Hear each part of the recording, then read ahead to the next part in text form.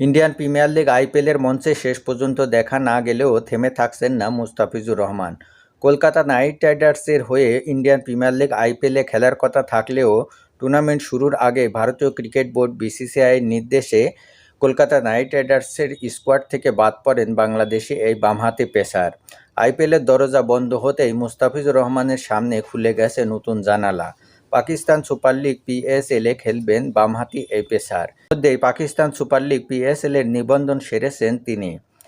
Facebook পোস্টের মাধ্যমে তাকে স্বাগত জানিয়েছে পাকিস্তান সুপার লিগ কর্তৃপক্ষ। আসন্ন পিএসএলের জন্য বিদেশি ক্রিকেটারদের নিবন্ধন কার্যক্রম চলছে। সেই তালিকায় মুস্তাফিজুর রহমান ছাড়াও বাংলাদেশিদের মধ্যে সাকিব আল হাসান, তাসকিন আহমেদ, রিশাদ হোসেন, মাহমুদুল্লাহ রিয়াদ, তানজিদ হাসান তামিম সহ মোট 10 জন ক্রিকেটার নিবন্ধন করেছেন। পিএসএলের 11তম আসর শুরু হবে আগামী 23শে মার্চ থেকে। কাকতালীয়ভাবে সেদিন থেকেই পর্দা উঠবে ইন্ডিয়ান প্রিমিয়ার লিগ আইপিএলেরও। 8 দল নিয়ে আয়োজিত এবারের পিএসএল চলবে 3 মে পর্যন্ত।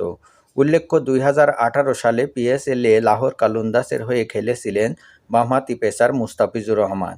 7 বছর পর আবারও পিএসএলে ফিরতে যাচ্ছেন কাটার মাস্টার খ্যাত এই বাংলাদেশি পেসার।